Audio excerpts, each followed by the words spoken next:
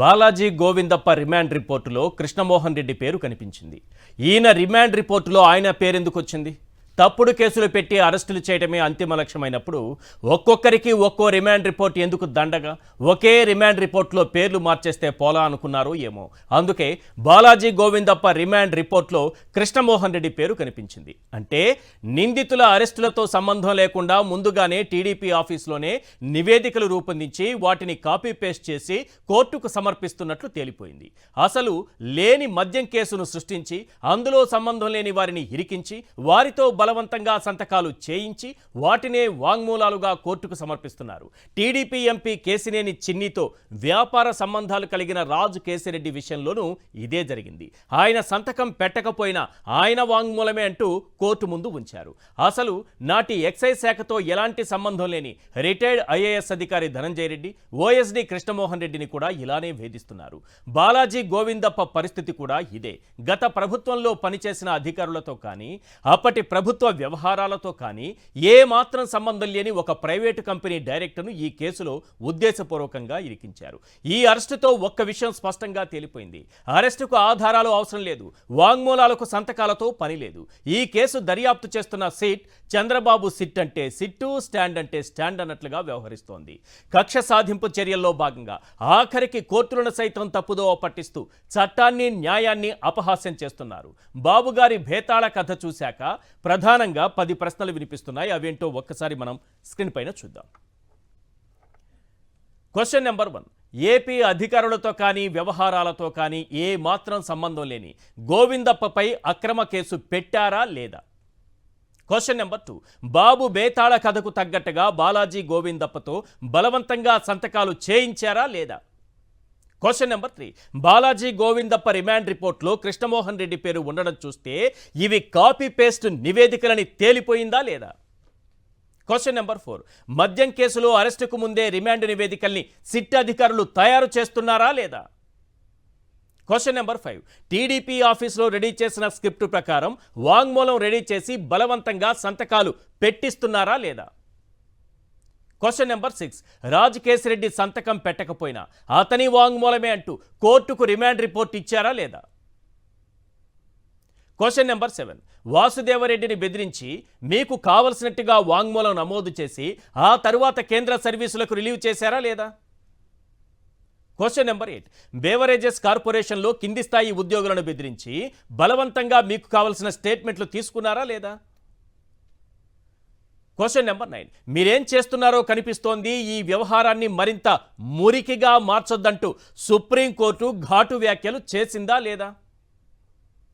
Question number 10. Case పెట్టాం కాబట్టి arrest చేసి తీరాలన్న ఆలోచన ఎంత మాత్రం సరికాదని సుప్రీంకోర్టు వ్యాఖ్యానించిందా లేదా? ఈ 10 ప్రశ్నలకు సమాధానం దొరికితే బాబు డైరెక్షన్, సిట్ యాక్షన్ ఏ రకంగా ఉందో అర్థమైపోతుంది. అసలు ఈ కేసు ఎక్కడ మొదలైంది అంటే లేని కేసును సృష్టించాం కాబట్టి అసలు ఇది ఎక్కడ మొదలైంది అనేది తెలుసుకోగలిగితే ఇది నిజంగా కేసా, లేని కేసుని సృష్టించారా అనేది ఈజీగా అర్థమైపోతుంది. ఓ వ్యక్తి రిజిస్టర్డ్ పోస్టులో ఒక ఫిర్యాదు చేశారు. అది మన ప్రిన్సిపల్ సెక్రటరీ, అప్పటి ఎన్నికల అధికారిగా పనిచేసినటువంటి మీనా గారి చేతికి వెళ్ళింది. మీనా గారంటే తెలుసు కదా, ప్రజాస్వామ్యబద్ధంగా ఎన్నికలు నిర్వహించి ఆ తరువాత ఇమీడియట్గా వీవీప్యాట్ స్లిప్పులను కాల్చి పారేసి ఆ తర్వాత వెంటనే డేటాను కూడా డిలీట్ చేయించి ప్రజాస్వామ్యాన్ని పరిరక్షించినటువంటి గొప్ప అధికారిగా వారికి మంచి పేరుంది.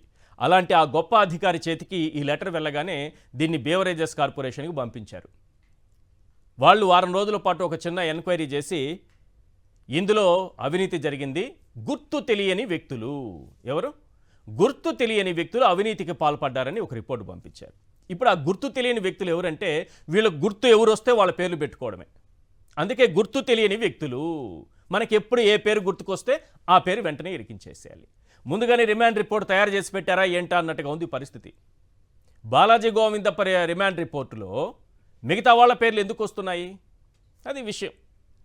అసలు కేసు ఏంటి అంటే, అతను రాసినటువంటి కేసు ఏంటంటే కొన్ని డిస్టిలరీలు మాత్రమే, మొత్తం 20 ఉన్నాయి. 20లో 14 చంద్రబాబు నాయుడు గారు సంతకంతో వచ్చిన డిస్టిలరీలు, మిగిలినవి గతంలో కాంగ్రెస్ ప్రభుత్వం అప్పుడప్పుడు ఇస్తూ వచ్చినవి. మొత్తం 20 డిస్టిలరీలు ఉంటే అన్నీ చంద్రబాబు నాయుడు గారి హయాంలో వచ్చినవే 14, అందులో 6 పక్కన పెడదాం. వైఎస్ఆర్సీపీ హయాంలో ఒక్క డిస్టిలరీకి కూడా పర్మిషన్ ఇవ్వలేదు. కానీ ఎక్కువ ఆర్డర్లు ఇచ్చేశారు జగన్మోహన్ రెడ్డి గారు. కొన్ని డిస్టిలరీలే వాళ్ళ దగ్గర నుంచి లంచాలు తీసుకున్నారు అని అన్నారు. మొత్తం 20లో 16 డిస్టిలరీకే 74% ఆర్డర్లు ఇచ్చేశారని గగ్గోలు పెట్టారు. ఏ విధంగా చూసినా ఒక్కో డిస్టిలరీకి అంటే 74% 16కే ఇస్తే ఎంత ఇచ్చినట్టు? ఒక్కో డిస్టిలరీకి దాదాపుగా 5% ఇచ్చినట్లు అవుతుంది మనకు తెలిసినటువంటి లెక్కల ప్రకారం, మనం చదువుకున్నట్టు చదువు ప్రకారం. ఇక మిగిలినవన్నీ 4 డిస్టిలరీలు, వీటికి ఎంత ఇవ్వాలి? ఇక్కడ 74% పోతే 26%, అంటే 4 డిస్టిలరీలకు 26% ఆర్డర్లు వచ్చినట్లే. సగటున ఇది కూడా 6% కన్నా దాదాపుగా 6% అనుకోండి. మరి ఎవరికి అన్యాయం జరిగింది? ఎవరికి మోసం జరిగింది? ఎక్కడ అవినీతి జరిగింది? ఒక 2-3 సెలెక్టివ్గా కొన్ని డిస్టిలరీలకు మాత్రమే అనుమతులు ఇచ్చి వారి దగ్గరే ఆర్డర్లు తీసుకుంటే అది అవినీతి అంటారు. మన చంద్రబాబు నాయుడు గారి ప్రభుత్వంలో కొన్ని డిస్టిలరీలకు మాత్రమే 4 డిస్టిలరీలకు, అంటే ఇక్కడ ఒక్కో డిస్టిలరీకి 5 లేదంటే 6% ఆర్డర్లు వెళ్ళాయి. తప్పేం లేదు, అందులో 5 వెళ్తుంది, ఒకదానికి 6 వెళ్ళింది. 5%, 6%, అంతకు మించి లేదు. కానీ చంద్రబాబు నాయుడు గారి ప్రభుత్వ హయాంలో కేవలం 4 కంపెనీల నుంచే 53.21% మద్యాన్ని ఆర్డర్ చేసి కొనుగోలు చేశారు. ఇక్కడ వస్తుంది లంచం. అందరికీ సమానంగా ఆర్డర్లు ఇస్తే లంచాలు రావు. కేవలం 4కి ఇంకొంచెం కిందికి రావాలి. కిందికి రండి. అలాగే అది ఇది ఎవరిచ్చారయ్యా అంటే ఇప్పుడున్న సిట్ ఇచ్చింది. ఇప్పుడు సిట్ రిమాండ్ రిపోర్ట్లో రాజకేశ్రెడ్డి రిమాండ్ రిపోర్ట్ మొత్తం చదివితే అందులో ఈ పాయింట్ కూడా ఒకటి కనిపిస్తోంది. టీడీపీ హయాంలో కేవలం 4 కంపెనీల నుంచే 53.21% మద్యాన్ని కొన్నారని మన సిట్ అధికారులే చెప్తున్నారు. రిమాండ్ రిపోర్ట్లో క్లియర్గా చెప్పుకుంటూ వచ్చారు. ఆ రిపోర్ట్లో చాలా పాయింట్స్ ఉన్నాయి. అందులో 53.21%. మరి లంచాలు ఎవరికి వస్తాయి? ఇప్పుడు చంద్రబాబు నాయుడు గారి హయాంలో 4 కంపెనీల నుంచే కొన్నారు. మొత్తానికి 14 ఏళ్ళు 15 ఏళ్ళు ముఖ్యమంత్రిగా పనిచేసినటువంటి చంద్రబాబు నాయుడు గారికి మద్యాన్ని, అందులో ఉన్నటువంటి అవినీతిని, దానిలో ఏ విధంగా స్కాములు చేయొచ్చు, ఏ విధంగా బెల్ట్ షాపులు పెట్టచ్చు, మద్యం షాపులు టెండర్లు ఎలా పిలవచ్చు, వీటిని ఎవరెవరికి కట్టబెట్టచ్చు, దీనివల్ల వచ్చే ఆదాయం ఎంత, ఇది బాగా తెలిసిన వ్యక్తి కాబట్టి ఈ అవినీతిని వ్యవస్థీకృతం చేసినట్టుగా మనకు క్లియర్గా అర్థమవుతుంది. ఎందుకంటే ఎక్కువ మద్యం అమ్మే ఒక కంపెనీలకి, ఎక్కువ డిస్టిలరీకి, ఒకే కంపెనీలకు 2-3 కంపెనీలకు ఆర్డర్లు ఇస్తే వాళ్ళు లంచాలు ఇస్తారు. వాళ్ళ ప్రివిలేజ్ ఫీజులు, ఇతర ట్యాక్సులు తొలగించేస్తే లంచాలు వస్తాయి. మద్యం షాపులు బాగా పెంచితే లంచాలు వస్తాయి. మద్యం అమ్మే టైం పెంచితే లంచాలు వస్తాయి. ప్రభుత్వం కాకుండా ప్రైవేట్ చేతికిస్తే లంచాలు వస్తాయి. సింపుల్గా చెప్తాను, కొన్ని పాయింట్లు చెప్తాను చూడండి. అసలు లంచాలు ఎవరికి ఇస్తారు, ఎవరికి ఇవ్వరు? చంద్రబాబు నాయుడు గారి 2014-19లో ఏ రకంగా ఉంది వ్యవస్థ, జగన్మోహన్ రెడ్డి గారు 19 నుంచి 24 వరకు వ్యవస్థ ఏ రకంగా ఉంది? ఒకసారి ఆ పాయింట్స్ నేను కొన్ని చెప్తాను, వినండి. లంచాలు ఎవరికి వస్తాయి, ఎవరికి రావనేది చాలా క్లియర్గా మీకు అర్థమైపోతుంది. నెంబర్ 1, మద్యాన్ని ఎక్కువగా అమ్మితే లంచాలు ఇస్తారా? అమ్మకాలు తగ్గిస్తే లంచాలు ఇస్తారా? జగన్మోహన్ రెడ్డి గారు తగ్గించారు, ఆయనకి ఎందుకు లంచం వస్తుంది? మద్యం అమ్మకాలను ప్రైవేటు వ్యక్తులకు అప్పగిస్తే లంచాలు ఇస్తారా? చంద్రబాబు నాయుడు గారు ప్రైవేటుకి అప్పగించారు. లేక ప్రభుత్వం ద్వారా మాత్రమే అమ్మితే లంచాలు ఇస్తారా? ప్రభుత్వమే అమ్ముకుంటే ప్రభుత్వమే లంచాలు ఇచ్చుకుంటుందా? ప్రైవేటుకి ఇచ్చేస్తే మనకు మంచి లంచాలు వస్తాయి. విక్రయ వేళలు తగ్గిస్తే లంచాలు ఇస్తారా? లేక ఎక్కువ సమయం అమ్మేలా చేస్తే? జగన్మోహన్ రెడ్డి గారు తగ్గించారు, చంద్రబాబు నాయుడు గారి హయాంలో పెరిగింది. మరి ఎక్కువ సమయం అమ్మేలా చేస్తే లంచాలు ఇస్తారా? విక్రయ వేళలను తగ్గిస్తే లంచాలు ఇస్తారా? ప్రజలు అర్థం చేసుకోండి. మద్యం దుకాణాలు పెంచితే లంచాలు ఇస్తారా? దుకాణాలను తగ్గిస్తే లంచాలు ఇస్తారా? జగన్మోహన్ రెడ్డి గారు దుకాణాలు తగ్గించారు, మరి లంచాలు ఎవరు ఇస్తారు? దుకాణాలు లేకుండా చేస్తుంటే లంచం ఇచ్చేవాడెవడు? దుకాణాలకు తోడు పర్మిట్ రూములు, బెల్ట్ షాపులు పెడితే లంచాలు ఇస్తారా? ఏం పెరిగాయంటే బెల్ట్ షాపులు. 2014 బెల్ట్ షాపులు రద్దు చేస్తానని 2వ సంతకం పెట్టారు. 50,000కు చేరుకున్నాయి అవి. 2వ సంతకం విలువ 50,000 బెల్ట్ షాపులు పర్మిట్ రూములు పెడితే లంచాలు ఇస్తారా? లేక బెల్ట్ షాపులు తీసేసి పర్మిట్ రూములు రద్దు చేస్తే లంచాలు ఇస్తారా ఎవరైనా? 2014-19లో చంద్రబాబు నిర్ణయించిన బేసిక్ రేట్లను పెంచి డిస్టిలరీల నుంచి కొనుగోలు చేస్తే లంచాలు వస్తాయా? పాత రేట్లకే ఎవరి బిజినెస్లు వాళ్ళు చేసుకుని పోతే లంచాలు ఇస్తారా? అసలు రేట్లే పెంచకపోతే లంచాలు ఎందుకు వస్తాయి? మద్యంపై తక్కువ ట్యాక్సుల ద్వారా ఎక్కువ అమ్మకాలు చేసే విధంగా డిస్టిలరీలకు మేలు చేస్తే లంచాలు వస్తాయా, లేక ట్యాక్సులు పెంచి తద్వారా అమ్మకాలు తగ్గితే లంచాలు వస్తాయా? కాబట్టి ఇది ఒకటి చూడండి. ఎంపిక చేసుకున్న 4-5 డిస్టిలరీలకు మాత్రమే చెప్పాను కదా, అత్యధికంగా ఆర్డర్లు ఇస్తే లంచాలు ఇస్తారా, లేక అన్ని డిస్టిలరీలకు జగన్మోహన్ రెడ్డి గారు సమాన స్థాయిలో ఆర్డర్లు ఇచ్చారు, దానికి లంచాలు వస్తాయా? అలా ఆర్డర్లు ఇచ్చేశారో అదే లంచం అంటున్నారు. ఎక్కడ లంచం? 16 డిస్టిలరీలకు 74% ఆర్డర్లు అంటే 5%, మిగిలినటువంటి 4 డిస్టిలరీలకు 26% ఆర్డర్ అంటే 6%. అందరికి సమానంగా వచ్చినట్టే కదా. కానీ చంద్రబాబు నాయుడు గారు 4 కేవలం సెలెక్ట్ చేసుకొని 4 అంటే 4 డిస్టిలరీలకు 53% ఆర్డర్లు ఇచ్చారు. ఇది కాదంట అవినీతి, ఇక్కడ లేదంట లంచం తీసుకోవడం, ఇది కేసు కాదంట. ఓవరాల్గా 25,000 కోట్ల రూపాయల అవినీతి జరిగిందని కేసు కూడా నమోదైంది. అసలు లేని కేసును ఎలా సృష్టించారు? అలాగే చంద్రబాబు నాయుడు గారి ప్రభుత్వ హయాంలో 2014 నుంచి 19 వరకు జరిగినటువంటి లిక్కర్ స్కామ్, ఈ 2 అంశాలు వేరువేరుగా, ఈ 2 అంశాలు తీసుకొని మనం మాట్లాడదాం. ఇవాళ చర్చలో పాల్గొంటున్నారు ఎంఆర్ పాషా గారు, సీనియర్ అనలిస్ట్, అలాగే నాగార్జున యాదవ్ గారు, వైఎస్ఆర్సీపీ అధికార ప్రతినిధి. నాగార్జున గారు, లేని మద్యం స్కామ్ను ఎలా సృష్టించారు? ఒక్కొక్కరుగా ఈ కేసులో అందరినీ ఏ రకంగా ఇరికించే ప్రయత్నం జరుగుతోంది? ఎందుకంటే రాజకేశిరెడ్డి, సజ్జల శ్రీధర్ రెడ్డి, ధనంజయ రెడ్డి, కృష్ణమోహన్ రెడ్డి, మిథున్ రెడ్డి, విజయసాయి అంటే కొందరిని వాడుకుంటున్నారు, లేకపోతే కొందరిని ఇరికిస్తున్నారు. అసలు ఏం జరుగుతోంది ఈ కేసులో? రోజుకో పరిణామం.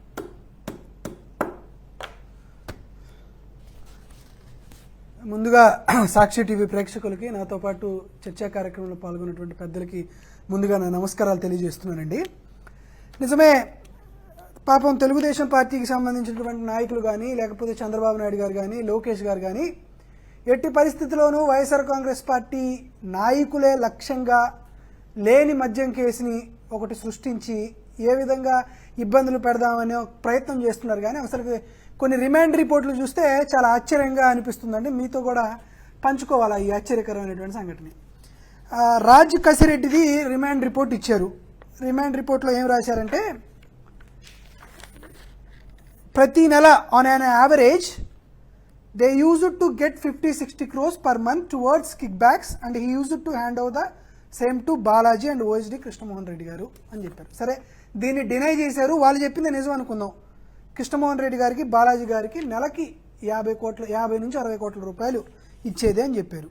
సరే, ఒకసారి మళ్ళా ఈరోజు గోవిందప్ప గారిది, బాలాజీ గోవిందప్ప గారి రిమాండ్ రిపోర్ట్లో ఏం చేశారంటే, దాంట్లో Balaji Govindappa come to Raj Kasireddy's office for discussing various issues and carry messages and carry cash from liquor kickbacks in his vehicle while going back అని చెప్పారు.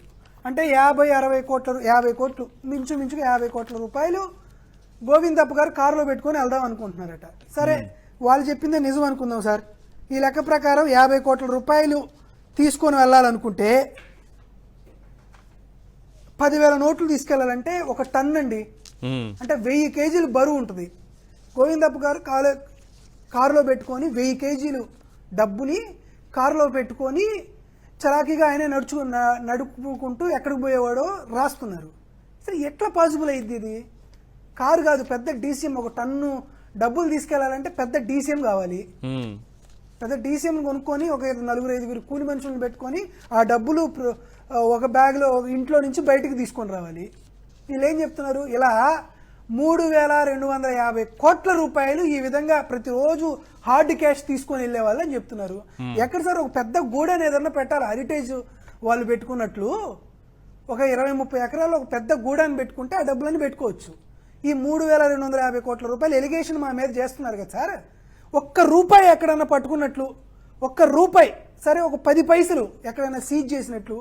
సరే, ఈ డబ్బులన్నీ ఏం చేశారు? ఒకవేళ నిజంగానే దోచుకున్నారు అనుకున్నాయి, ఈ డబ్బులన్నీ పలానా చోటకి తీసుకెళ్లారు, పలానా హెరిటేజ్లో పలానా బిస్కెట్ ప్యాకెట్ కొనుక్కున్నారు, లేకపోతే పలానా ఈనాడు పేపర్ కొనుక్కున్నారు, ఏదో ఒకటి చూపించారు కదా. ఫైండింగ్స్ ఏదో ఒకటి ఉండాలి కదా. ఎప్పుడు కేసు నమోదైంది? ఇప్పుడు పోయిన సెప్టెంబర్లోనా? ఒక పైసా సీజ్ చేసింది లేదు.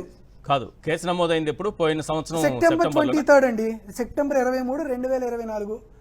ఇప్పటికి ఆ రోజు నుంచి ఈ రోజు దాకా 3,250 కోట్ల రూపాయలు. చూడండి సార్, అలా ఆటోమేటిక్ గా 6-7 మంత్స్ అవుతుంది కదా. అవును, అప్పుడు ఇప్పటి వరకు ఒక్క రూపాయి కూడా 8 మంత్స్ అవుతుంది. రికవరీ చేయలేదు. 8 నెలల్లో ఏ ఆస్తులు సీజ్ చేయలేదు. మళ్ళీ రూపాయి కాదు, ఒక పైసా సీజ్ చేసేది ఉండదు. అసలు ఏం చేశారు సార్? జేబులో ఏమైనా పెట్టుకున్నారా గోవిందప్ప గారు? అరెస్ట్ చేశారు కదా గోవిందప్ప గారు, జేబుల్లో కానీ లేకపోతే ఎక్కడన్నా పెట్టుకున్నాడేమో 3,250 కోట్ల రూపాయలు. రాస్తారనుకుంటా రిమాండ్ రిపోర్టు. అరే అసలు ఏ మాత్రం లేకుండా, అసలుకి స్కామే లేదు, కుంభకోణమే లేదు, కానీ 3,250 కోట్ల రూపాయలు తీసుకున్నామని. ఏం సార్ 3,250 కోట్ల రూపాయలు కారులో తీసుకెళ్తున్నారు అని చెప్తే నమ్మడానికైనా మనుషులు ఉండాలి కదా. ఇంకా ఆశ్చర్యకరంగా మీకు కొన్ని విషయాలు చెప్తా వినండి. వీళ్ళు ఏవైతే ఎలిగేషన్స్ చేస్తున్నారో, అంటే కొన్ని బ్రాండ్లకే ఎక్కువ అవకాశం కల్పించారు, లేకపోతే కొన్ని బ్రాండ్లనే ఎక్కువ మార్కెట్లో పెట్టారు అనేటువంటి ఎలిగేషన్ ఇప్పుడు వచ్చింది కాదు. ఎప్పుడు వచ్చింది?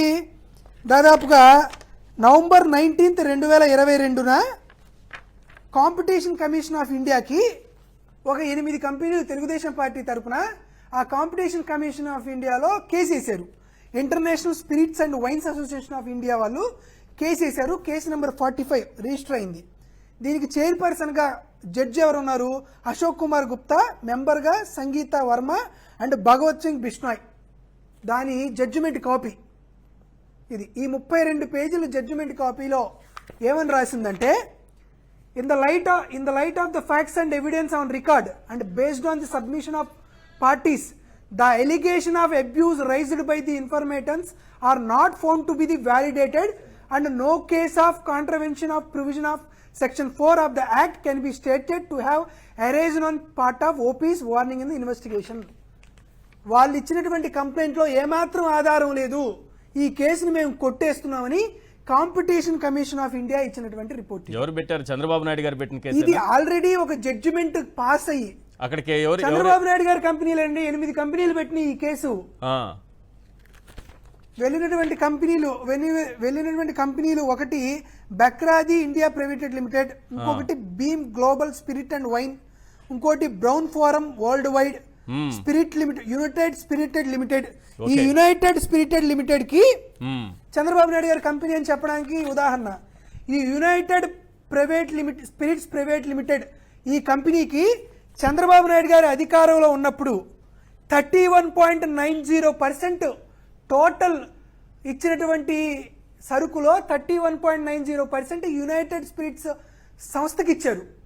ఇదే సంస్థ 2022లో కంప్లైంట్ ఇచ్చింది. ఇప్పుడు లేని మద్యం కేసులో 5% ఆర్డర్లు ఇచ్చారనేదే కదా.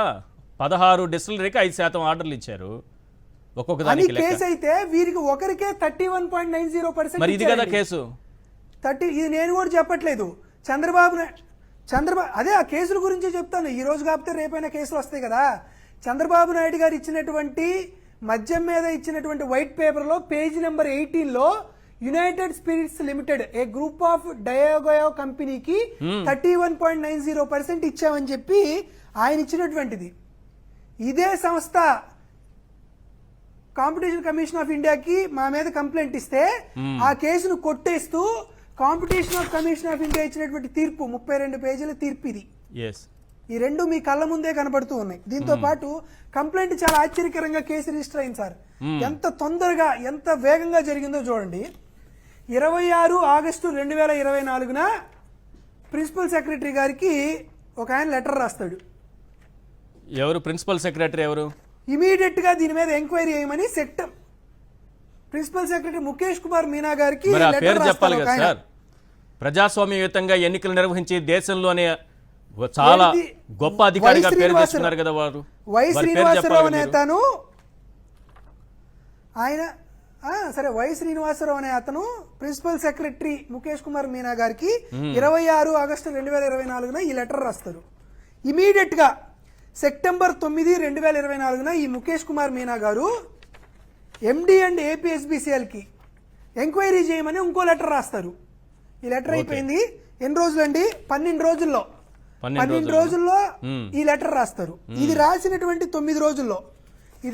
9 రోజుల్లో రిపోర్టు రిపోర్ట్ తయారు చేస్తారు ఎండి.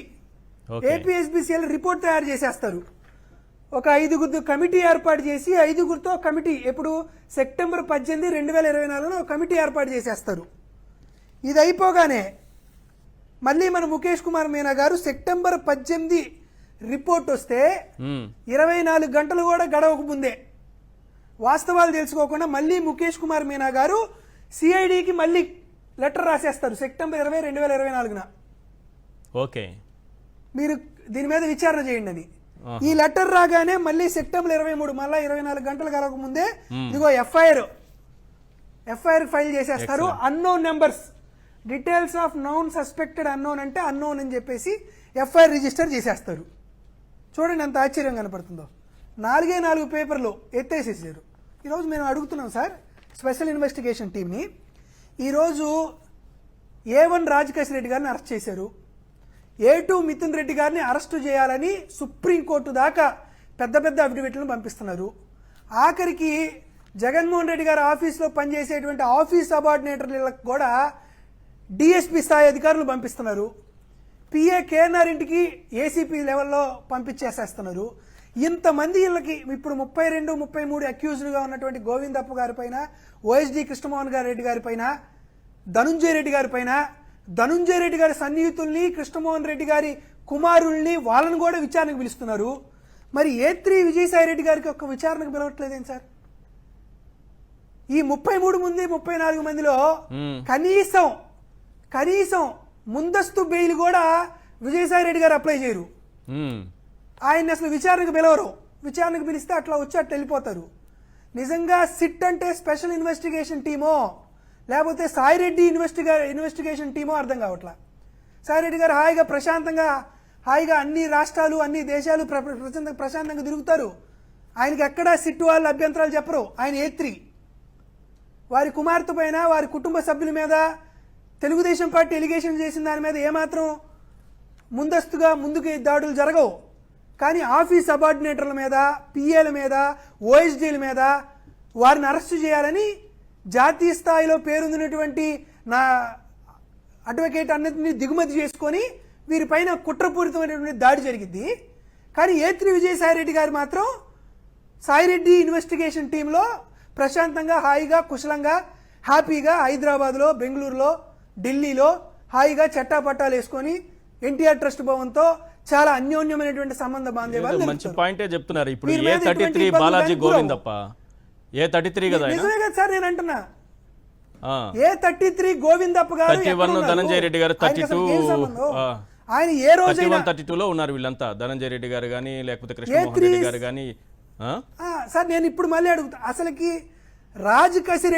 రాజకసిరెడ్డి గారిని మన ముగ్గురుతో పాటు గోవిందప్ప గారిని కూడా కూర్చోబెట్టి ఎవరు గోవిందప్ప అని అడిగితే ఈ రాజకసిరెడ్డి గుర్తుపట్టలేడు. అసలు వాళ్ళిద్దరికి సంబంధం లేదా? 10 ఏళ్లలో గోవిందప్ప అనే వ్యక్తి అసలు చూసుండాడు సార్, ఎవరో గుర్తుండదు ఆయనకి. మరి ఎట్లా తీసుకొచ్చారు గోవిందప్పకి? ఏం సంబంధం? గోవిందప్ప గురించి పాయింట్స్ వేస్తున్నారు. 13 జిల్లాల ఆంధ్రప్రదేశ్ రాష్ట్రానికి వచ్చాడో లేదో తెలీదు. కాబట్టి ఏముంటది, మా సాయిరెడ్డి గారి ఇన్వెస్టిగేషన్ టీం వాళ్ళు, సాయిరెడ్డి టీం వాళ్ళు ఆయన పేర్లు చెప్తారు, వాళ్ళకి తీస్తారు. రిమాండ్ రిపోర్ట్లో మీరు గమనించండి సార్, సాయిరెడ్డి వచ్చి ఏదైతే ప్రెస్ ముందు చెప్పాడో అదే రిమాండ్ రిపోర్టు, ఇక వేరేదే ఉండదు. చంద్రబాబు నాయుడు గారు సాయిరెడ్డి ఇద్దరు కూర్చొని రిమాండ్ రిపోర్ట్ రాసి పంపిస్తున్నట్లు అన్నట్లే కనపడుతుంది ఇక్కడ.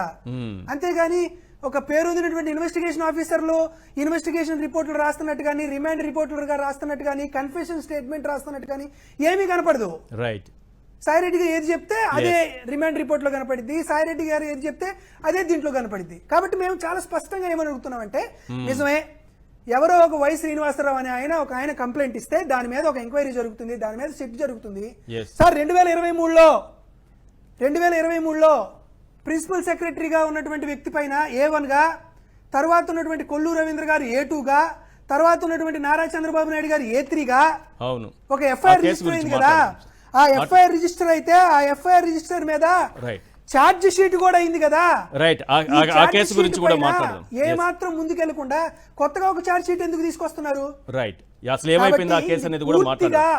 చంద్రబాబు నాయుడు గారి నేతృత్వంలో సాయిరెడ్డి గారి డైరెక్షన్లో జరుగుతున్నటువంటి వ్యవహారంగానే కనపడుతుంది కానీ మద్యం స్కామే లేదు.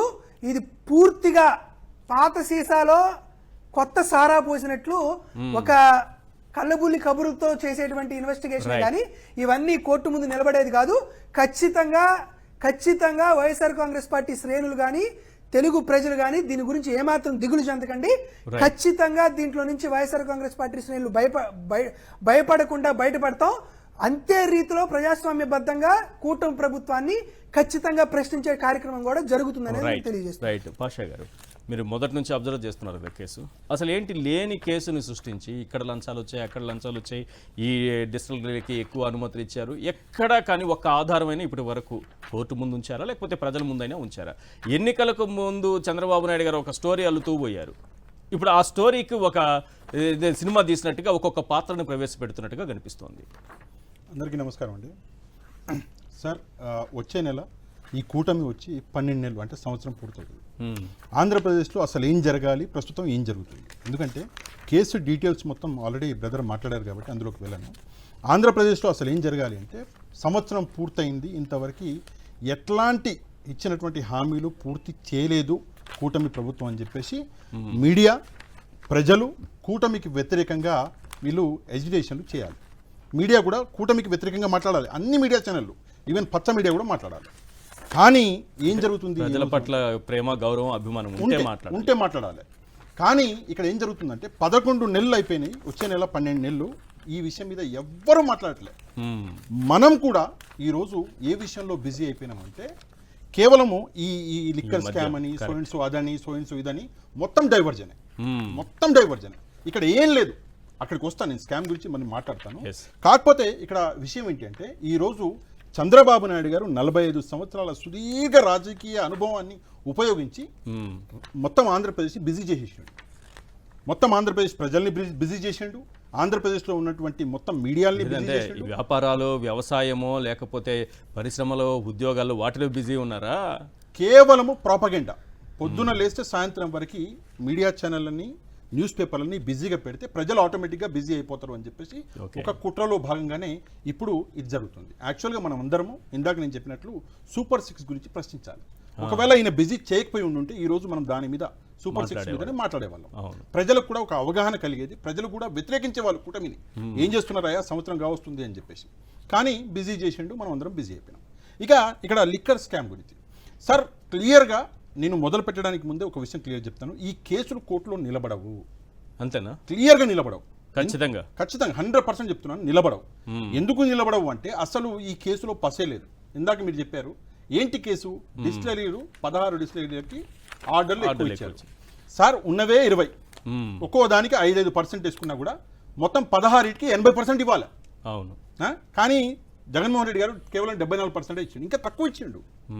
మరి దాని మీద ఒక కేసు పెట్టి మళ్ళీ అక్కడి నుంచి ఒకరిని, ఇక్కడి నుంచి ఒకరిని పట్టుకొచ్చి పొద్దుటి నుంచి అంటే రోజు పొద్దుటి నుంచి సాయంత్రం వరకు ఈ డ్రామా. ఇదే డ్రామాలో మనం అందరము బిజీ అయిపోయినాం. ఎంత ఘోరము అంటే చంద్రబాబు నాయుడు గారు ఆల్రెడీ మీరు నిన్న మొన్న వేసే ఉంటారు.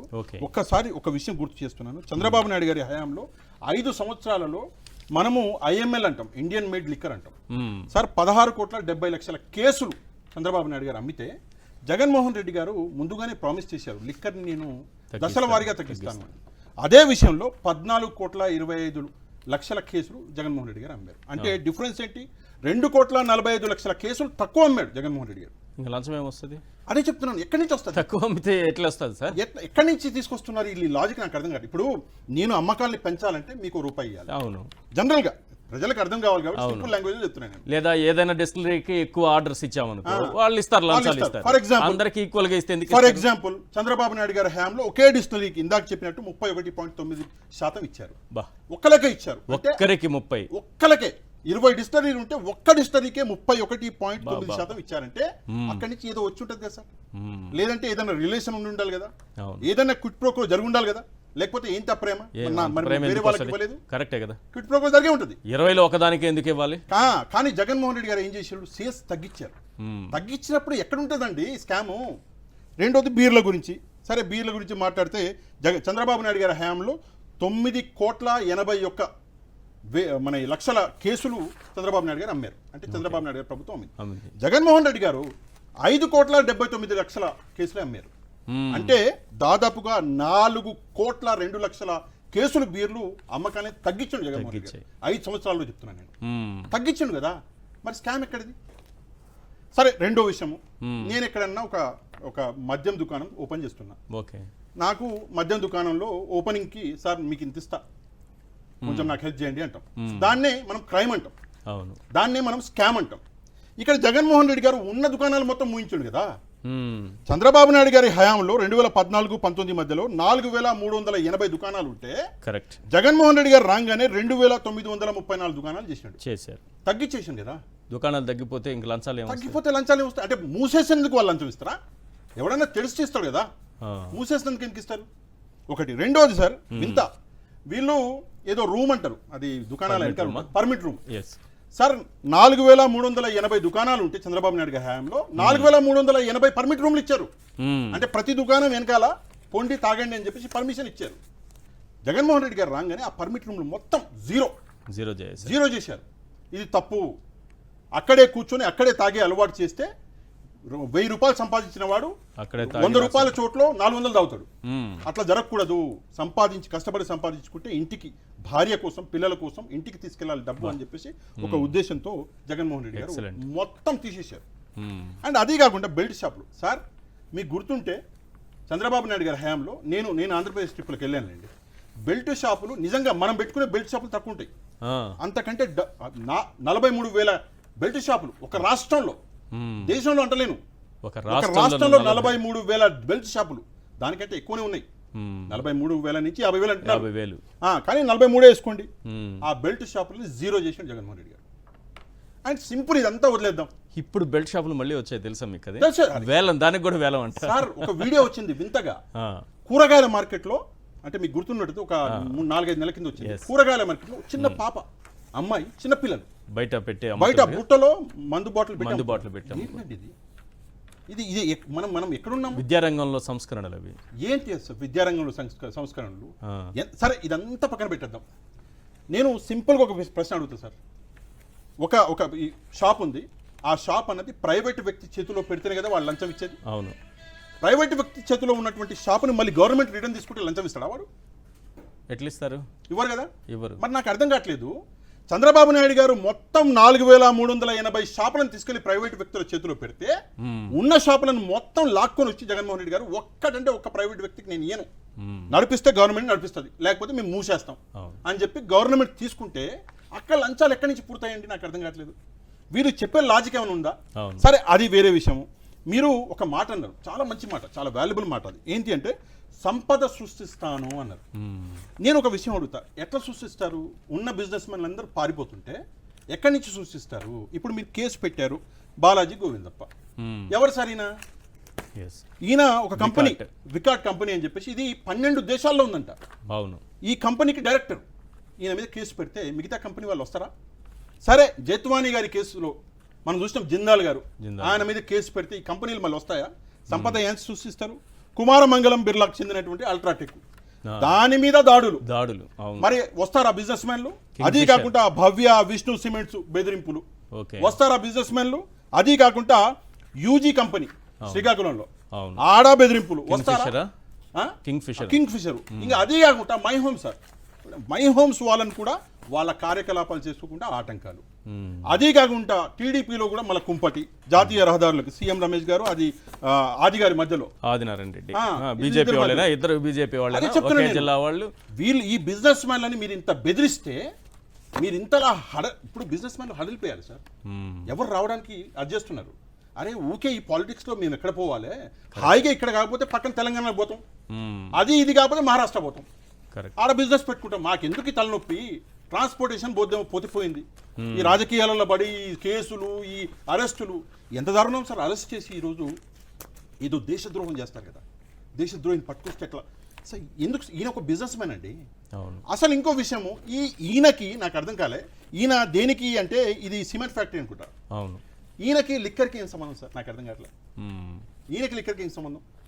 ఏం చేసినారంటే ఒక గాలంలో ఒక్క చేపనేసారు. కసిరెడ్డి గారు ఆయన ఒక నేసి ఆయన సంతకం పెట్టకపోయినా ఆయనే చెప్పారని అవును. ఇష్టారీతి నా పేర్లు రాసుకుని. అండ్ ఇంకోటి ఇందాక మీరు ఒక మంచి పాయింట్ చెప్పారు, స్క్రిప్ట్. సార్ ఆల్రెడీ ఈ స్క్రిప్ట్ రెడీ అయిపోయింది. అవును. ఎవరిని ఎలా అరెస్ట్ చేయాలి, ఏ రోజు అరెస్ట్ చేయాలి, ఏ నెలలో అరెస్ట్ చేయాలి, మీడియాకి ఏం లీకులు ఇవ్వాలి, ఏ ఇన్ఫర్మేషన్ ఎప్పుడు మీడియా దానికి వెళ్ళాలి అని చెప్పేసి ముందుగానే మొత్తం బాండెడ్ స్క్రిప్ట్ ఒకటి రెడీ అయింది. ఆ స్క్రిప్ట్లో భాగంగానే ఈరోజు ఈ అరెస్టులు జరుగుతున్నాయి. ఎంత ఘోరం అంటే సార్, పరిస్థితులు ఎంతలా ఘోరంగా మారిపోయినాయి ఆంధ్రప్రదేశ్లో అంటే ఈరోజు భయం వేస్తుంది, నిజంగానే భయం వేస్తుంది, ఎప్పుడు ఏ కేసు పడుతుందా అని చెప్పేసి. అవును. సింపుల్గా మనం చూసినాం, కేసులు వేసి జైల్లో పడేస్తే జైలుకు వెళ్ళిన వాళ్ళ ఆరోగ్యము నాకు చాలా, ఆయన వీడియో చూశాను వల్లభనేని వంశీ గారు, ఆయన చూస్తే నాకు నిజంగానేనండి, అంటే మీరు ఏమని అనుకోండి, నాకు కళ్ళలో నీళ్ళు వచ్చినాయి ఆయన భార్య గారిని చూడంగానే. ఎందుకంటే ఒక వ్యక్తి ఫిట్గా ఉన్నటువంటి ఒక వ్యక్తి ఒక 20 కేజీలు ఏదో వెయిట్ తగ్గిండు, నిలబడలేకపోతున్నాడు, బయటికి రాలేకపోతున్నాడు, బయటకు వస్తే దగ్గుతున్నాడు, ఆసుపత్రి పాలైపోయాడు. టార్గెట్ చేస్తే అంతే సార్. ఐఏఎస్ శ్రీలక్ష్మణ్ కూడా అంతే కదా, ఆమె కూడా అయ్యే పరిస్థితికి వెళ్ళిపోయింది. ఎంత ఘోరం, అక్రమ కేసులే కదా ఇవన్నీ కూడా. అదే ఎంత ఘోరం అంటే ఈ రోజు చంద్రబాబు నాయుడు గారైనా సరే, లోకేష్ గారైనా సరే, పవన్ కళ్యాణ్ గారైనా సరే అర్థం చేసుకోవాల్సిన విషయం ఏంటంటే, మీరు జగన్మోహన్ రెడ్డి గారికి ఆట ఆడడం నేర్పిస్తున్నారు. ఇట్లాంటి ఆటలు, దొంగ ఆటలు ఆయనకు తెలియదు. ఆయన ఏదైనా స్ట్రైట్ ఫార్వర్డ్ మనిషి అండి, ఆయన ఏం చేసినా స్ట్రైట్ ఫార్వర్డ్ చేస్తాడు, దొంగ ఆటలు తెలియదు, వీళ్ళు నేర్పిస్తున్నారు. కానీ రేపు పొద్దున్న 2029 తర్వాత పరిస్థితులు చంద్రబాబు నాయుడు గారికి అంతగా మరి అది కాకపోయినా చంద్రబాబు నాయుడు గారి కుమారుడు లోకేష్ గారి పరిస్థితులు ఎట్లా ఉంటాయో ఒకసారి ఆలోచించుకోవాలి. ఎందుకంటే యాక్టివ్గా రాజకీయాలలో అప్పుడు ఆయన ఉంటారు, అంటే ఆరోగ్యరీత్యా, వయసు రీత్యా చెప్తున్నారు, అందులో ఎట్లాంటి డౌట్ లేదు. చంద్రబాబు నాయుడు గారు కాకపోయినా లోకేష్ గారైనా ఒకసారి ఆలోచించాలి. ఎప్పుడైనా సరే ఇట్లాంటి ఆటలు ఆడడం అనేది మానేయండి. ఇక ప్రజలు కూడా ఒక విషయం, ఒక సింపుల్ విషయం చెప్పి ఆపుతా సార్. ప్రజలు కూడా అర్థం చేసుకోవాల్సింది ఏంటంటే, స్కామ్కి ఏమంటారు, సృష్టించినటువంటి స్కామ్కి తేడా అనేది ప్రజలు గమనించాలి. ఈ లిక్కర్ స్కామ్ అన్నది ఆంధ్రప్రదేశ్లో అసలు లేనేలేదు. ఇది కేవలం సృష్టించబడింది. ఎందుకు సృష్టించబడిందంటే, మన ఆలోచన అన్నది కేవలం దీని చుట్టే తిరగాలి, వేరే వైపు మనం డైవర్ట్ అవ్వద్దు, ప్రశ్నించొద్దు ప్రభుత్వాన్ని, చంద్రబాబు నాయుడు గారిని ప్రశ్నించొద్దు అని చెప్పేసి కేవలం కుట్రలో భాగంగానే లిక్కర్ స్కామ్ అని, మన్నని, మశానం అని రోజు కూడా తీసుకొస్తున్నారు. కానీ ఇవే విషయాలు కోర్టుకు వెళ్తే మంచి పాయింట్ అసలు నిలబడదు సార్. అసలు జగన్మోహన్ రెడ్డి గారికి వ్యతిరేకంగా మందుబాబులు చాలా మంది ఓట్లేశారు ఆయనకు వ్యతిరేకంగా. ఎందుకు? అసలు మద్యం దొరకట్లేదు, ఎక్కడా లేవు, షాపులు లేవు, షాపులు తగ్గించేశారు, తర్వాత రేట్లు పెంచారు, వాళ్ళు తాగకూడదని, ఇవన్నీ చేశారు, ప్రభుత్వమే చేతిలోకి తీసుకుంది. అంత వ్యతిరేకత ప్రజలకు మందే లేకుండా చేస్తే అయినా దాంట్లో లంచాలు వచ్చాయి, దాంట్లో అవినీతి జరిగింది. సార్ లంచం అన్నారు కాబట్టి ఒక పాయింట్ మర్చిపోయినా నేను.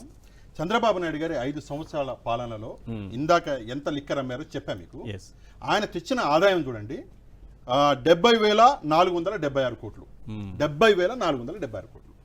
జగన్మోహన్ రెడ్డి గారు లిక్కర్ని ఇంకా తగ్గించారు, మద్యాన్ని తగ్గించారు, ప్రజలు వాడకుండా చేసి మద్యాన్ని తగ్గించి కూడా ఆదాయాన్ని పెంచారు. ఎంత చేశారు అంటే 6,65 కోట్లు చేశారు. అంటే దాదాపుగా 35,589 కోట్లు ఆదాయాన్ని పెంచాడు. ఒకవేళ స్కామ్ జరిగి ఉంటే ఆదాయం తగ్గాలిగా, ఎట్ట పెరుగుతుంది? అంటే అన్ని విధాలుగా రాష్ట్రానికి ఎట్లాంటి నష్టం జరగకూడదని ఆలోచించినటువంటి ఒక మనిషిని పట్టుకొని ఈరోజు ఏదో రుద్దాలి, నా మీద పెట్టిండు కేసు, నేను పెడతా, నన్ను అరెస్ట్ చేయించిండు, నేను చేసే ప్రయత్నం చేస్తా అంటే చేయండి, తప్పేం లేదు. జైలు నుంచి డైరెక్ట్గా ముఖ్యమంత్రి పదవికి కుర్చీ మీద పోయి ఎక్కుతాడు రేపు పొద్దున్న. చంద్రబాబు నాయుడు గారికి మాత్రం ఆలోచన ఉంటుంది, ఎందుకంటే ఆయనకి ఎక్స్పీరియన్స్ కదా, ఆయనకి దీని మీద మంచి అవగాహన ఉంటుంది. ఒక్కసారి తప్పు చేస్తే, ఈ విషయం అన్నది హద్దు దాటితే రేపు పొద్దున జగన్మోహన్ రెడ్డి గారు డైరెక్ట్ గా వెళ్ళి ముఖ్యమంత్రి కుర్చీ ఎక్కుతాడు. ఇంట్లో కూర్చొని ఎట్లాంటి ఏమి చేయకుండా కూడా ఇంట్లో కూర్చొని ఓట్లు అన్నవి ఇంటికి వస్తాయి ఆయనకి. ఎందుకంటే ప్రజల గుండెల్లో ఉన్నాడు. ఆల్రెడీ 11 నెలల్లో ప్రజలు రోజు ఆలోచిస్తున్నారు. నాకు ఫోన్ చేస్తున్నారండి, నా నెంబర్ అందరి దగ్గర ఉంది కామన్ గా, వాట్సాప్ నెంబర్. ఫోన్ చేసి, అన్న ఏందన్నా నాకు ఇంత వచ్చేది, మహిళలు ఫోన్ చేసి, అన్న నాకు ఇంత వచ్చేది అంటే, ఇంత కాదమ్మా నీకు ఇంత వచ్చేది, నేను లెక్క చేస్తున్నా, చేసి చెప్తున్నా, 11 నెలలు అయిపోయిందన్న అంటే 11 ఉంది, ఆ నెల కలుపుకు సంవత్సరం అవుతుంది. సంవత్సరంలో మా ఇంటికి 1,11,000 వచ్చేవి, 1,11,000 మాకు ఇంతవరకు 0 ఏం రాలేదు. అంటే మరి ఇది పరిస్థితి, చేసుకున్న తప్పు ఇది, నమ్మిండ్రు, మోసం చేసినాడు. రైట్. నాగార్జున గారు, అసలు చంద్రబాబు నాయుడు గారి కేసు చెప్పండి. 2014-19 మధ్యలో చంద్రబాబు నాయుడు గారు A3గా ఉన్నటువంటి మద్యం కేసులో అసలు ఏం జరిగింది? ఆ కేసు ఏమైపోయింది? దాన్ని ఎందుకు పక్కన పెట్టేశారు? ఆ కేసు ఎందుకు ముందుకు సాగట్లేదు? సిట్ ఎందుకు ఆ కేసు వైపు అసలు చూడట్లేదు?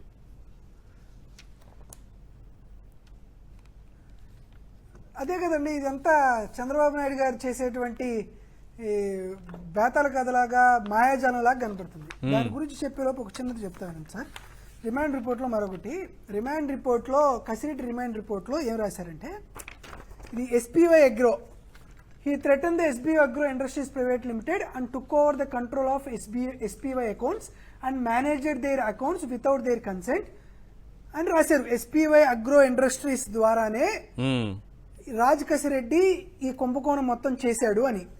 సో దీనికి సంబంధించినటువంటి సజ్జల శ్రీధరు దీన్ని డినే చేశాడు, అతను కూడా అరెస్ట్ చేశారు.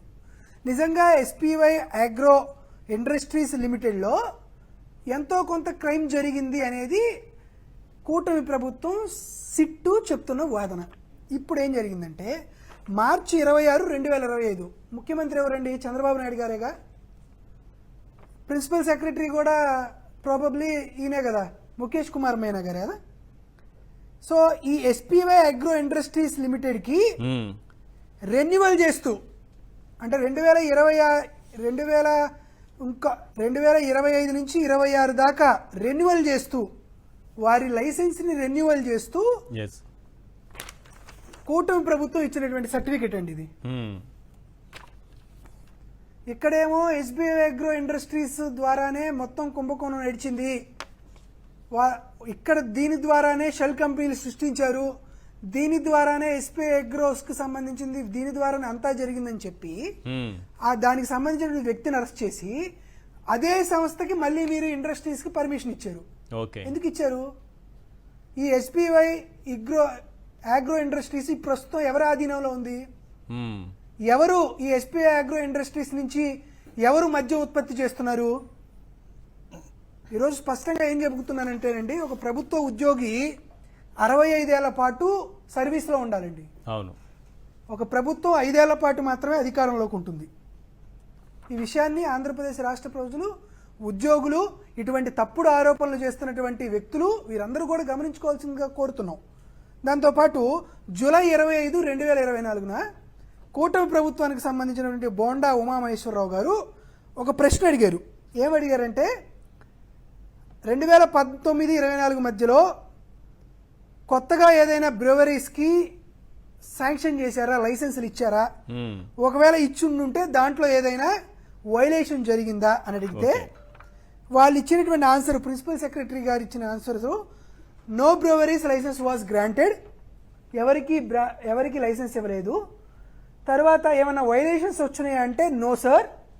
ఒకవేళ దాని మీద ఏమైనా యాక్షన్ తీసుకుంటుందా ప్రభుత్వం అంటే డస్ నాట్ అరైజ్ అని చెప్పి వాళ్ళు ఇచ్చినటువంటి ఆన్సర్ ఇది. ఇది EO note number revenue CPE 0MES/152/2024 abkari. ఇది జరిగింది. దీంతో పాటు దీనికి సంబంధించిన 2 తీర్పులు, వైఎస్ఆర్ కాంగ్రెస్ పార్టీ హయాంలో జరుగుతున్నటువంటి ఈ మార్కెటింగ్ కానీ లేకపోతే ఇక్కడ జరిగినటువంటి ప్రొక్యూర్మెంట్లో కానీ ఎటువంటి తప్పు లేదు అని, గతంలో ఇటువంటి ప్రొసీజర్ ఫాలో అయినప్పుడు ఇది state of Tamil Nadu versus ITC వాళ్ళకి ఇచ్చినటువంటి మద్రాస్ హైకోర్టు ఇచ్చినటువంటి తీర్పు, అదేవిధంగా 1994 19th అక్టోబర్న సుప్రీంకోర్టు ఆఫ్ ఇండియా ఇచ్చినటువంటి తీర్పు. సో ఈ 2 తీర్పుల్ని బేస్ చేసుకుంటే 2019-24 మధ్యలో వైఎస్ఆర్ కాంగ్రెస్ పార్టీ హయాంలో ఏపీఎస్బీసీఎల్ చేసినటువంటి వర్కింగు, తీసుకున్నటువంటి ప్రొక్యూర్మెంటు, చేసినటువంటి మార్కెటింగ్లో ఏమాత్రం తప్పు జరగదు అని ఈ 2 తీర్పుల్ని గమనిస్తే అర్థమైపోతుంది. రైట్. చంద్రబాబు నాయుడు గారి కేసు గురించి కొంచెం చెప్పండి. పాషా గారు కాసేపు పక్కన పెడితే చంద్రబాబు నాయుడు గారిది చెప్తానండి. చంద్రబాబు నాయుడు గారిది చెప్తున్నానండి. చంద్రబాబు నాయుడు గారికి సంబంధించి 2 జీవోలు చూపిస్తా. ఒకటి జీవో మెయిన్ సెక్రటరియట్ నెంబర్ 218, ఇంకోటి జీవో మెయిన్ సెక్రటరియట్ నెంబర్ 468. ఈ 2 జీవోలు చంద్రబాబు నాయుడు గారి హయాంలో ఇచ్చినవి. ఒకటి డిసెంబర్ 11, 2015, ఒకటి జూన్ 22, 2015. ఈ 2 జీవోల యొక్క ఉద్దేశం ఏంటంటే, ఒకటి బార్లకి ప్రివిలైజ్ ఫీజు రద్దు చేస్తూ ఇచ్చినటువంటి జీవో, అవును, ఇది 468. ఇది మద్యం దుకాణాలకు ప్రివిలేజ్ రద్దు చేస్తూ ఇచ్చినటువంటి జీవో. దీనికి సంబంధించి ఈ 2 జీవోలకు సంబంధించి ఈ ప్రివిలేజ్ ఫీజు రద్దు చేయడం వల్ల ఆంధ్రప్రదేశ్ రాష్ట్ర నిధికి ఆంధ్రప్రదేశ్ రాష్ట్ర ప్రభుత్వానికి 6,540 కోట్ల రూపాయలు ఖజానాకి ఎస్ లోటు ఏర్పడింది, ఇబ్బందులు ఏర్పడ్డాయి. రావాల్సిన 6,500 కోట్ల రూపాయలు ఆంధ్రప్రదేశ్ రాష్ట్రంలో ప్రైవేటు వ్యక్తుల దగ్గరికి వెళ్లిపోయినాయి అని ఇదే సిఐడి రైట్ ఎంక్వైరీ చేసి ఎఫ్ఐఆర్ వేసి చంద్రబాబు నాయుడు గారిని దాంట్లో A3గా పెట్టి ఛార్జ్ షీట్ కూడా వేసింది. నేనేం అడుగుతున్నానంటే ఈ 2 జీవోలు జారీ చేసినప్పుడు సంతకాలు పెట్టినటువంటి చంద్రబాబు నాయుడు గారి పైన ఎందుకు ఈ రోజు సిట్ మౌనంగా ఉంది? ఎందుకు ఛార్జ్ షీట్ వేసిన తర్వాత కూడా సిట్ చంద్రబాబు నాయుడు గారి పైన ఎటువంటి చర్యలు తీసుకోలేదు? ఎందుకు ఈ ఛార్జ్ షీట్ మీద వాదోపవాదాలను వినిపించినటువంటి పబ్లిక్ ప్రాసిక్యూటర్ని ఉద్యోగాల నుంచి ఆంధ్రప్రదేశ్ రాష్ట్ర ప్రభుత్వం ఎందుకు తొలగించింది? కాబట్టి చంద్రబాబు నాయుడు గారు ముఖ్యమంత్రిగా ఉండగా వీటిపైన ఎంక్వైరీ జరగదు. కాబట్టి నిజంగా చంద్రబాబు నాయుడు గారు ఎటువంటి తప్పు చేయలేదని కూటమి ప్రభుత్వం భావిస్తే సిబిఐ విచారణ, ఈడీ విచారణ చేసి చంద్రబాబు నాయుడు గారు తన నిర్దోషిత్వాన్ని నిరూపించుకునేటువంటి అవకాశం ఉంది. కాబట్టి సిఐడి విచారణకు పంపించండి, ఈడీ విచారణకు పంపించండి. చంద్రబాబు నాయుడు గారు నిర్దోషిత్వాన్ని నిరూపించుకోవాలి కదా. ముఖేష్ చేయలేరు కదా, డీజీపీ గారు చేయలేరు కదా. కాబట్టి సిబిఐకి పంపించండి, చంద్రబాబు నాయుడు గారికి క్లీన్ చిట్ ఇచ్చేస్తారు, బయటపడిపోతారు. ఎన్ఫోర్స్మెంట్ డైరెక్టర్ పంపించండి. కాబట్టి కాదండి, నాకు ఒక పెద్ద మనిషి చెప్పారు, ఒకే ఒక పాయింట్ పెట్టి ముగిస్తా. నాకు ఒక పెద్ద మనిషి చెప్పారు, చంద్రబాబు నాయుడు గారు ఏం చేస్తారంటే చంద్రబాబు నాయుడు గారు చేసినవన్నీ జగన్మోహన్ రెడ్డి గారు చేశారని చెప్తారట. జగన్మోహన్ రెడ్డి గారు చేసినవన్నీ చంద్రబాబు నాయుడు గారు తనకు తాను చేసుకున్నాయని చెప్తాడంట. అదేంది పెద్ద ఆయన బలా చెప్పావంటే, జగన్మోహన్ రెడ్డి గారు అభివృద్ధి చేస్తారు, ఆ అభివృద్ధిని నేను చేశానని చెప్పుకుంటాడు చంద్రబాబు నాయుడు. చంద్రబాబు నాయుడు గారు అవినీతి చేస్తాడు, అక్రమాలు చేస్తాడు, ఇవన్నీ జగన్మోహన్ రెడ్డి గారు చేశారని చెప్తారు. కాబట్టి జగన్మోహన్ రెడ్డి గారు చేసినవన్నీ చంద్రబాబు నాయుడు గారు చేసినట్టు కరెక్టే. ఇప్పటిది కాదు. కాబట్టి చంద్రబాబు నాయుడు గారు చేసిన అవినీతి అన్ని జగన్మోహన్ రెడ్డి గారు చేసినట్టు చెప్పేటువంటి కార్యక్రమం చేస్తున్నారు.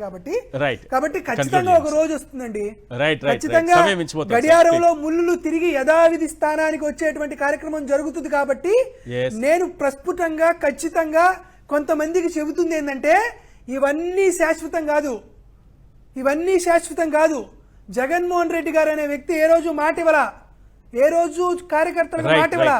కానీ ఈ మధ్య జగన్మోహన్ రెడ్డి గారు కార్యకర్తలకు మాట ఏమిచ్చారంటే, ఈసారి ఎట్టి పరిస్థితుల్లో ఎవరైతే జగన్మోహన్ రెడ్డి గారిని వైఎస్ఆర్ కాంగ్రెస్ పార్టీ శ్రేణుల్ని ఇబ్బంది పెట్టారో వారందరి బాధ్యత, పలానా సినిమాలో మహేష్ బాబు గారు చెప్పినట్లు వారందరినీ జగన్మోహన్ రెడ్డి గారు దత్తత తీసుకునేటువంటి కార్యక్రమం జరుగుతుంది. కాబట్టి టైం గ్యాప్ అంతే. ఈ రోజు జగన్మోహన్ రెడ్డి ఇబ్బంది పెట్టచ్చు, ఈశ్వర్ గారిని ఇబ్బంది పెట్టచ్చు, కొంచెం గట్టిగా మాట్లాడుతున్నారు కాబట్టి పాషా గారిని ఇబ్బంది పెట్టచ్చు. కానీ ఈ ఇబ్బందులు ఏవి శాశ్వతం కాదు. చంద్రబాబు నాయుడు గారి గురించి ఒక విషయం అండి, క్లారిటీగా మీకు కూడా తెలిసినటువంటి విషయం, చాలా కాన్ఫిడెంట్ గా చేయని పనిని అసలు ఆయనకు సంబంధం లేని విషయాన్ని కూడా నేనే చేసిన అని చెప్పేసి సచివాలయాలు కూడా నాదే ఆలోచన ఇప్పుడు చెప్పారు. హైదరాబాద్ ఆయన నిర్మించాను అని చెప్పేసి, సరే చార్మినార్ కట్టినా అని చెప్పేసి చెప్పలేదు, ఇంకా దేవుడి దయ. సరే ఏదేమైనప్పటికీ కూడా చంద్రబాబు నాయుడు గారి కేసుల గురించి మీరు మాట్లాడుతున్నారు. ఎట్లా ఆ కేసులు పురోగతి వెళ్తాయి సార్? నాకు అర్థం కావట్లేదు. ఒక ముఖ్యమంత్రి స్థానంలో ఉన్నటువంటి వ్యక్తి తను నిరూపించుకోవచ్చు కదా సార్. ఆ నిరూపించుకోవాల్సిన అవసరం తనకు లేకుండా ఈ రోజు సరే ఎవరన్నా ప్రశ్నిస్తే కదా నిరూపించుకునేది. మనం ప్రశ్నించట్లే, మనల్ని బిజీ చేసినాడు. నేను చెప్పిన ఇందాకే మిమ్మల్ని, మొత్తం డైవర్జన్ పాలిటిక్స్ సార్. మన స్టేట్ లో ఎవరు మాట్లాడకుండా ఈ కేసు గురించి మన స్టేట్ లో డైవర్జన్ దొరకకపోతే ముంబైకి వెళ్ళి పట్టుకొస్తున్నాడు సార్. మీకు అర్థం కావట్లే. మన స్టేట్ లో ఆ టైంకి ఏం దొరకకపోతే ముంబైకి వెళ్ళి జత్వాని గారిని పట్టుకొచ్చాడు. అట్లాంటి స్థితులు మనకు ప్రస్తుతం రాష్ట్రంలో ఉన్నాయి సార్. సింపుల్ గా ఇందాక చెప్పినట్లు ప్రివిలేజ్ ఫీజు ఏదైతే 6,500 కోట్లు చిల్లర కోట్లు క్లియర్ గా కనిపిస్తుంది. ఆయన వల్ల మనకి అంటే ప్రభుత్వానికి, రాష్ట్ర ఖజానాకి 6,500 కోట్లు నష్టం జరిగింది. ఇక్కడ చూపించండి జగన్మోహన్ రెడ్డి గారి వల్ల ఎక్కడ జరిగింది నష్టం. నేను చూపిస్తా 35,000 కోట్ల రూపాయల లాభం జరిగిందని చెప్పేసి. మరి లాభం చేసినోడు స్కామ్ చేసినట్ట, నష్టం చేసినోడు స్కామ్ చేసినట్ట? ఒకసారి చెప్పండి. Right. నాకు అర్థం కావట్లేదు బుర్రకి. సింపుల్ గా చంద్రబాబు నాయుడు గారు స్కామ్ చేశారు. ఆ స్కామ్ అన్నది ఈ రోజు కాకపోయినా 2029 తర్వాత అయినా సరే ఆ వస్తుందా? స్కామ్ బయటికి వస్తది. Right. ఈడీ కాదు, సిబిఐ కాదు, సిఐడి పక్కన పడేయండి, ఈడీ సిబిఐ వెతుక్కుంటూ ఆంధ్రప్రదేశ్కి వస్తాయి. Right. వచ్చి వీటన్నిటిలో న్యాయం జరుగుతుంది. ప్రజల ముందు చంద్రబాబు నాయుడు గారు దోషిగా నిలబడే రోజు వస్తుంది. రాసి పెట్టుకోండి. Right sir, thank you sir Pasha గారు చర్చలో పాల్గొన్నందుకు. అలాగే నాగార్జున యాదవ్ గారు థ్యాంక్ యూ సార్ చర్చలో పాల్గొన్నందుకు. ఇది వాళ్ళ చర్చా కార్యక్రమం చూస్తూనే ఉండండి సాక్షి టీవీ.